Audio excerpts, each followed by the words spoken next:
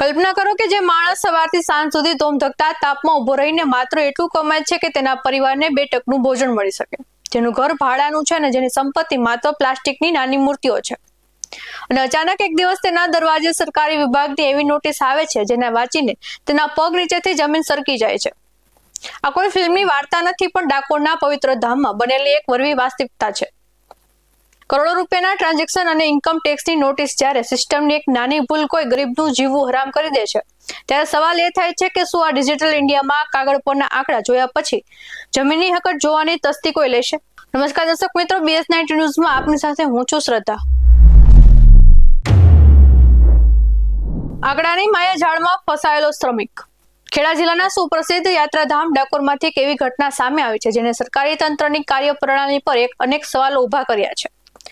ડાકોરના ડુંગરા ભાગોળ વિસ્તારમાં સત્યનારાયણ મંદિરની સામે ભાડાના મકાનમાં રહેતા ચિરાગ જગદીશભાઈ ભૈયા નામના એક સામાન્ય ફેરિયાને ઇન્કમ ટેક્સ વિભાગે કરોડો રૂપિયાની નોટિસ ફટકારી છે. ચિરાગભાઈ ગુપ્તી ઘાટ પર ફાઈબર અને પ્લાસ્ટિકની નાની મૂર્તિઓ વેચીને પોતાનું ગુજરાન ચલાવે છે. મળતી માહિતી મુજબ નાણાકીય વર્ષ 2021-22માં આશરે 11,000 કરોડથી વધુ અને 2022-23માં આશરે 7 કરોડથી વધુના વ્યવહારો બદલ આ નોટિસ આપવામાં આવી છે. જે પરિવાર 2 ટકના ભોજન માટે સંઘર્ષ કરતો હોય તેના ખાતામાં આટલી મોટી રકમ ક્યાંથી આવી, એ સૌથી મોટો યક્ષ પ્રશ્ન છે. ક્યાં થઈ રહી છે ચૂક? આ ઘટનાને માત્ર એક નોટિસ તરીકે જોવી એ ભૂલ ભરેલું હશે. આની પાછળ ઊંડા વિશ્લેષણની જરૂર છે. દસ્તાવેજોનો દુરુપયોગ. શક્ય છે કે કોઈ અજાણ્યા તત્વો દ્વારા ગરીબ ફેરિયાના પાન કાર્ડ, આધાર કાર્ડનો દુરુપયોગ કરીને બોગસ એકાઉન્ટ ખોલવામાં આવ્યું હોય. આજના સાયબર ક્રાઇમના યુગમાં મ્યુલ એકાઉન્ટ્સ બનાવીને હવાલા કૌભાંડો કરવા એ સામાન્ય બન્યું છે. તંત્રની યાંત્રિક પ્રક્રિયા. ઇન્કમ ટેક્સ વિભાગ મોટાભાગે ડેટા એનાલિટિક્સ અને ઓટોમેટેડ સિસ્ટમ પર કામ કરે છે. જો કોઈ પાન કાર્ડ સાથે મોટું ટ્રાન્ઝેક્શન જોડાયેલું દેખાય તો સિસ્ટમ આપોઆપ નોટિસ જનરેટ કરે છે. પરંતુ શું આ નોટિસ મોકલતા પહેલા જે વ્યક્તિની આર્થિક ક્ષમતા કે પ્રોફાઇલ તપાસવાની કોઈ મેન્યુઅલ સિસ્ટમ અસ્તિત્વમાં નથી? ગરીબ પર પડતા પર પાટું. એક તરફ મોંઘવારીનો માર છે અને બીજી તરફ કાયદાકીય ગૂંચવણો. ચિરાગભાઈ જેવા સામાન્ય માણસ પાસે હાઈકોર્ટ કે સુપ્રીમ કોર્ટના વકીલો રોકવાના પૈસા નથી.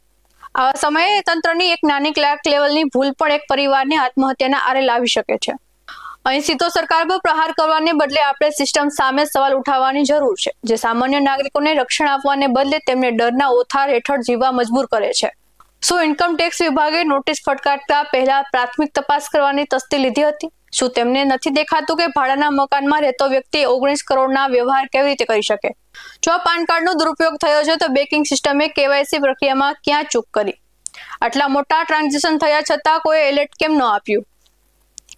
શું વિભાગ પાસે આવા ગરીબ લોકો માટે કોઈ હેલ્પ ડેસ્ક છે જે તેમને કાયદાકીય ગૂંચવણમાંથી મફતમાં બહાર લાવી શકે?